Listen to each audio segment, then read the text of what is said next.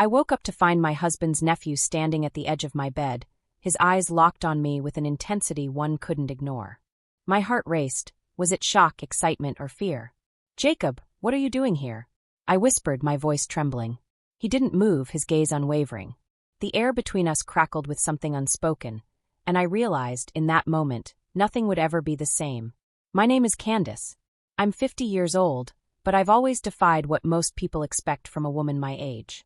My blonde hair still falls gracefully past my shoulders, and years of dedication to my fitness keep me in the kind of shape that turns heads. On the outside, I look like a woman who has everything figured out, poised, confident, alluring. But inside, I've never felt more invisible. My husband, Cooper, is 55, but he's aged far beyond his years in spirit. His life revolves around his routines, morning newspapers and endless political shows that he watches with the focus of a man who doesn't seem to notice his wife anymore. I've tried. I've worn the dresses he once loved, tried to ignite conversations that always seem to fall flat. But no matter what I do, I'm just a shadow in his world, a flower that wilted long ago. And then there's Jacob. Jacob is Cooper's 29-year-old nephew. He moved to our neighborhood a couple of years ago, and the moment I saw him, something stirred in me, something I thought I'd buried long ago. Jacob is tall, confident, and has this quiet charm about him. His eyes, always slightly sad, seem to notice things others overlook. Things like me. For the first time in years, I felt seen. At first, it was subtle. I'd find myself choosing outfits that might catch his attention, dresses that hugged my figure, skirts that revealed just enough to make me feel alive again. And I noticed the way his eyes lingered, the slight hesitation in his smile when our gazes met. He never said anything, but the unspoken pull between us was undeniable. I told myself it was harmless. A little attention, a fleeting feeling of being wanted, it didn't mean anything. But deep down, I knew I was lying to myself. Jacob wasn't just noticing me. I was noticing him too. Then came that afternoon. Cooper was out, as usual, and I had fallen asleep in my room. When I opened my eyes to find Jacob standing there, watching me, everything shifted. In that moment, the boundary between what was innocent and what wasn't began to blur. After that afternoon when I woke to find Jacob standing at the edge of my bed, everything felt different. The air around him, the way he looked at me, it was like a dam had cracked, and the tension that had been simmering between us was spilling out, refusing to be ignored. I tried to brush it off, to convince myself it was nothing, but the way my heart raced whenever he was near told a different story. Jacob had apologized, his voice soft and unsteady as he explained he'd come looking for Cooper and hadn't meant to disturb me. But the look in his eyes lingered long after he left the room. A mixture of admiration and something deeper, something that made my pulse quicken and my thoughts spiral. The days that followed only made things worse. Every interaction with Jacob felt charged. Like the time we were clearing the dinner table together, just the two of us in the kitchen. As I wiped the counters, I felt him move behind me, his footsteps soft but deliberate. When I turned, our eyes met, and for a moment, it was as if the rest of the world faded away. My breath caught, and I quickly looked away, trying to focus on anything but the way he was looking at me. It wasn't just the glances. It was the small, almost imperceptible touches that left me reeling. One evening, I reached for a plate on a high shelf, and Jacob appeared behind me, his presence so close I could feel the warmth of his body. "Here, let me get that," he said, his voice low as his arm brushed against mine. When our hands met on the plate, we both froze. The moment stretched on, our breaths mingling in the charged silence.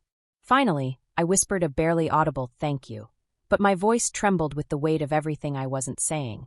Jacob stepped back, but his eyes didn't leave mine.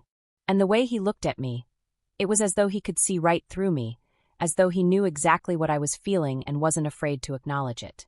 I, on the other hand, was terrified.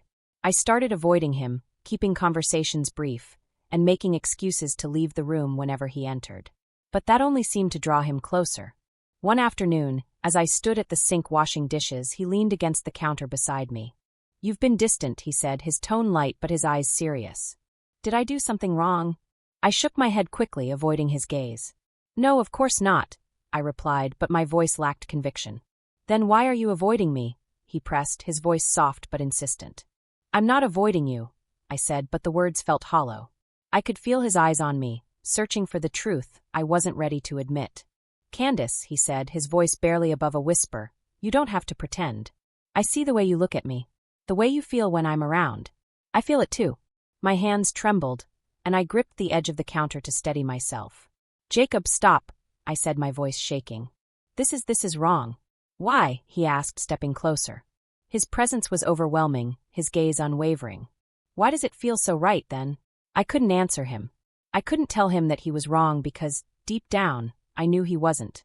The tension that had been building between us was undeniable, and no matter how much I tried to ignore it, it refused to go away.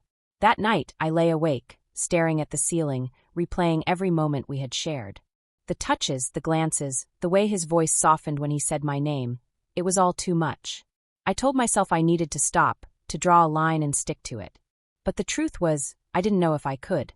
The line between Jacob and me, already blurred, seemed to vanish altogether in the days that followed. Every moment alone with him felt charged, every glance a confession we couldn't voice. No matter how hard I tried to maintain distance, the magnetic pull between us grew stronger, and resisting him became almost impossible. One evening, with Cooper out of town for work, Jacob stopped by the house unexpectedly. I was in the kitchen, finishing up a cup of tea, when I heard the knock at the door. My heart skipped a beat when I saw him standing there, framed by the dim light of the setting sun. He looked nervous, but there was a determination in his eyes that made my stomach twist. "Candace," he said softly, his voice steady but laced with something unspoken. "Can I come in?" I hesitated, the weight of what his presence meant pressing down on me, but I stepped aside, motioning for him to enter. "What brings you here?" I asked, trying to keep my tone light, though my hands trembled as I closed the door behind him. He didn't answer right away. Instead, he stood there, his eyes locked on mine, as if searching for the courage to say what he'd been holding back. "I needed to see you," he finally said, his voice barely above a whisper.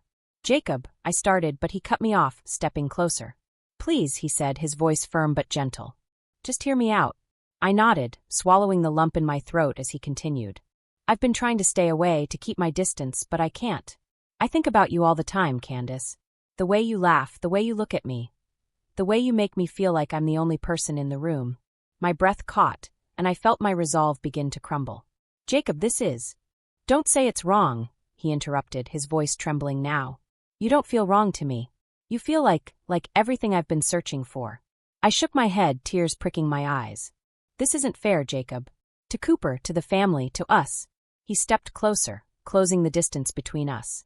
"What's not fair is pretending this isn't real," he said softly.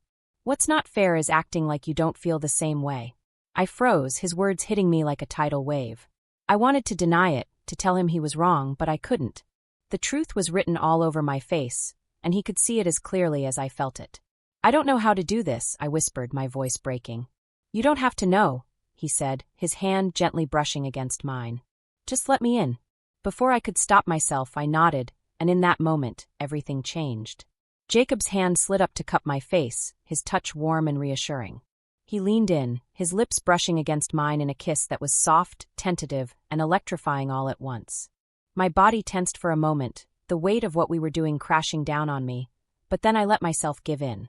I kissed him back, my hands gripping his shirt as if to anchor myself in the storm of emotions swirling around us. The kiss deepened, and all the tension that had been building for weeks finally erupted. His hands slid to my waist, pulling me closer, and I felt myself melting into him, the world around us fading into nothing. It was just him and me, lost in a moment we couldn't take back. When we finally pulled apart, we were both breathless, our foreheads resting against each other as we tried to steady ourselves. "Candace," he whispered, his voice raw with emotion. "Tell me this doesn't feel right." I couldn't. Instead, I shook my head, tears streaming down my cheeks as I whispered, "It feels like the only thing that's ever made sense." For the rest of the evening, we sat together on the couch, our hands intertwined as we talked quietly about everything and nothing. For the first time in years, I felt truly seen, truly heard. Jacob wasn't just a distraction from the loneliness I felt with Cooper. He was something more, something I hadn't even realized I was missing. But as the night wore on and the reality of our situation set in, the weight of what we had done began to creep back in. This wasn't just about us. There were consequences, real, devastating consequences, that we couldn't ignore. When Jacob finally left, pressing a soft kiss to my forehead before slipping out the door, I felt a mix of emotions I couldn't untangle. Joy, guilt, fear, and an aching longing for something I knew could never last. I lay awake that night, staring at the ceiling, my mind racing with questions. What had we done? What would happen if Cooper found out? Could we ever go back to the way things were? Deep down, I knew the answer. There was no going back. Not after this. The days after that night were a mix of elation and dread. Jacob and I had crossed a line that could never be uncrossed, and the weight of that truth lingered in the air like a storm cloud. We didn't speak about what had happened, but the tension between us was undeniable. Every glance, every accidental touch carried the weight of what we'd done, and I couldn't shake the feeling that it was only a matter of time before everything came crashing down. One afternoon, as I stood in the kitchen preparing coffee, I saw Jacob's car pull into the driveway. My heart raced as I wiped my hands on a dish towel and tried to steady my breathing. I wasn't ready to see him, not after everything that had happened, but when he knocked on the door, I found myself opening it anyway. "Hey," he said softly, his eyes searching mine. "Can we talk?" I nodded, stepping aside to let him in. He walked into the living room, his movements hesitant, as though he was just as unsure as I was about where this conversation would lead. I followed him, my hands trembling as I clasped them in front of me. "We can't keep doing this," I said quickly, my voice breaking the silence. The words spilled out before I could stop them, driven by the panic that had been building inside me since that night. "Jacob, we have to stop." He turned to face me, his expression filled with a mix of frustration and sadness. "Why?" he asked, his voice calm but firm. "Why do we have to stop? Because it's wrong? Because of Cooper?" "Yes," I said, my voice rising. "Because it is wrong. And because Cooper will find out. It's only a matter of time." Jacob stepped closer, his eyes locking onto mine. "Candace, do you really think this is something we can just walk away from? That we can pretend it didn't happen and go back to the way things were?" "We have to try," I said, though the words felt hollow. I knew as well as he did that there was no going back, but the thought of what we were risking was too much to bear. "Jacob, if Cooper finds out." "If Cooper finds out what?" a voice interrupted from behind me. I froze, my blood running cold as I turned to see Cooper standing in the doorway. His expression was unreadable, his eyes shifting between me and Jacob with a sharpness that sent a chill down my spine. I opened my mouth to speak, but no words came out. My mind raced, scrambling to find an explanation, a lie, anything to cover up what was so painfully obvious. Cooper stepped into the room, his posture tense but controlled. "What's going on here?" he asked, his voice calm but laced with suspicion. "Nothing," I said quickly, the word tumbling out before I could stop it. "Jacob just stopped by." "To see you," Cooper finished, his gaze narrowing. "Not me. Not the uncle who helped him get back on his feet. Just my wife." "Cooper, it's not what you think," I said, my voice trembling. "Then what is it?" he asked, his tone sharp. "Because from where I'm standing, it looks like something's been going on between the two of you." Jacob stepped forward, his expression serious. "Uncle Cooper, it's not like that. I came here to talk about something important." Cooper raised an eyebrow, crossing his arms over his chest. "Oh, and what's so important that you had to come over while I wasn't home?" The room fell silent, the tension so thick it was suffocating. I could feel my heart pounding in my chest, each beat louder than the last. Jacob glanced at me, his expression conflicted, and I knew he was trying to decide whether to protect me or tell the truth. Before he could say anything, Cooper's gaze shifted to me, his eyes filled with a mixture of anger and hurt. "Candace, is there something you want to tell me?" I swallowed hard, my throat dry as I shook my head. "No, Cooper. There's nothing." His eyes narrowed, and for a moment I thought he might believe me. But then, as if on cue, his phone buzzed in his pocket. He pulled it out, his expression darkening as he read the screen. "What's this?" he said, holding up the phone. My stomach dropped as I realized he was looking at one of the messages Jacob and I had exchanged. A message I had foolishly forgotten to delete. "Cooper, I can explain," I started, but he cut me off. "Explain," he said, his voice rising. "Explain what, Candace? That you've been sneaking around with my nephew behind my back? That you've been lying to me this whole time?" "Uncle, it's not her fault," Jacob said quickly, stepping forward. "It's mine. I'm the one who—" "Don't," Cooper snapped, his voice cold and sharp. "Don't try to defend her. Or yourself." The room was spinning, my chest tightening as I struggled to catch my breath. The look in Cooper's eyes was one I had never seen before, betrayal, anger, and something deeper, something that made me realize just how much damage we had done. "I trusted you," Cooper said, his voice trembling. "Both of you." "Cooper, please," I said, tears streaming down my face. "It wasn't supposed to happen like this." "But it did," he said, his tone flat. And now we have to deal with the consequences. With that, he turned and walked out of the room, leaving me and Jacob standing in the heavy silence of what we had done. The weight of his words, of his departure, pressed down on me like a crushing force. I looked at Jacob, my tears blurring his face as I whispered, "What have we done?" He didn't answer. There was nothing to say. The truth was laid bare, and the damage was done. There was no undoing it, no taking it back. All we could do now was face the fallout of the choices we had made, and pray that, somehow, we could survive it. The house felt heavier after that day, like the walls themselves were weighed down with the burden of what had happened. Cooper's silence was deafening. He didn't yell, didn't demand answers. He just stopped. Stopped looking at me the way he used to, stopped coming home on time, stopped speaking to me unless absolutely necessary. His indifference cut deeper than any anger ever could. Jacob didn't come around for several days after that confrontation. I didn't blame him. What was there to say? The unspoken bond between us, once so intoxicating, now felt like a curse. The connection that had once made me feel alive was now the source of my deepest shame. Cooper's behavior shifted in subtle but unsettling ways.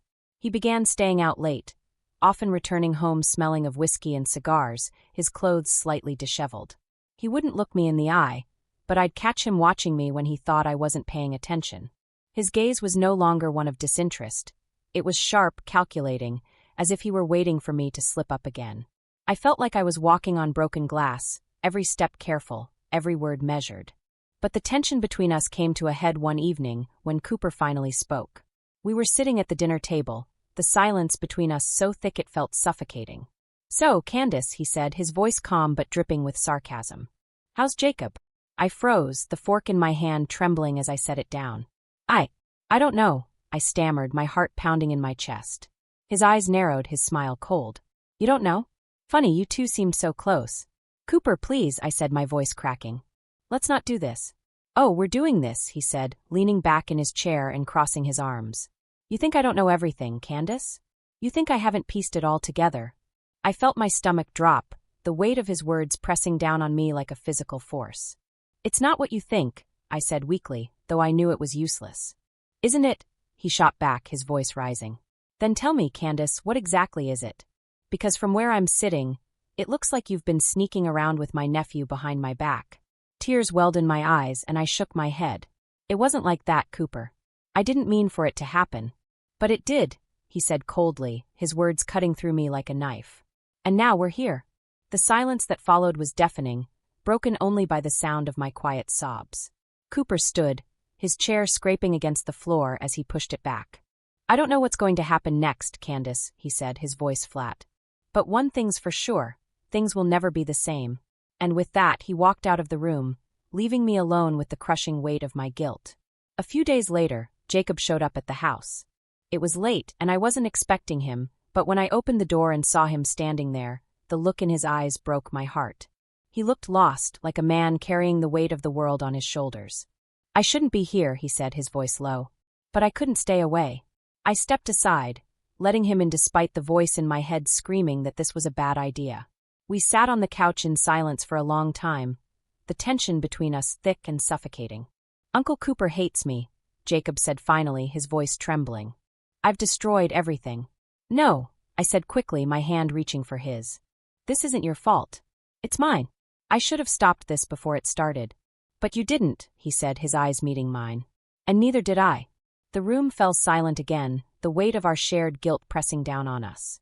I wanted to tell him it would be okay, that we'd find a way to move forward, but I couldn't. The truth was, I didn't know if we could. The damage we had done felt irreversible. Cooper's behavior grew colder in the weeks that followed.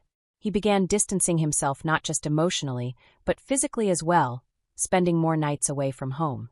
It wasn't long before he confronted Jacob directly. I don't know what was said, but the tension between them was palpable every time they were in the same room. Eventually, Jacob stopped coming around altogether.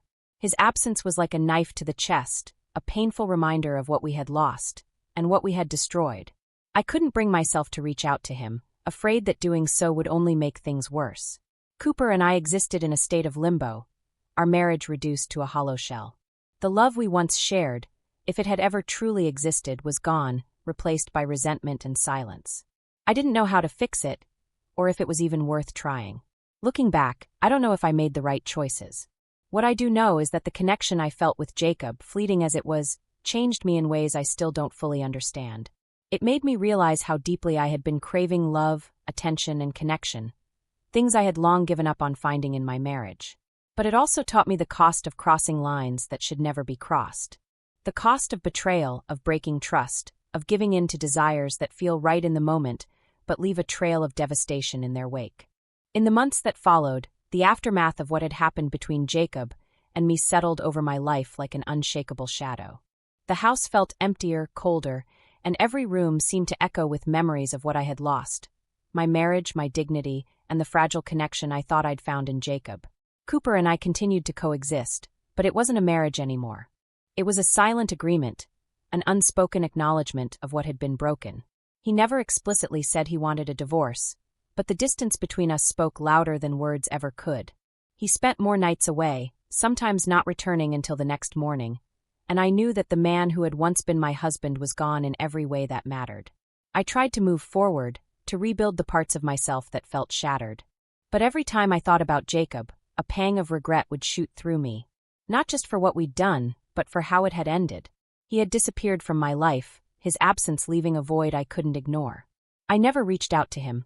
How could I? What could I even say? One day, while cleaning out a drawer, I found a note Jacob had written to me.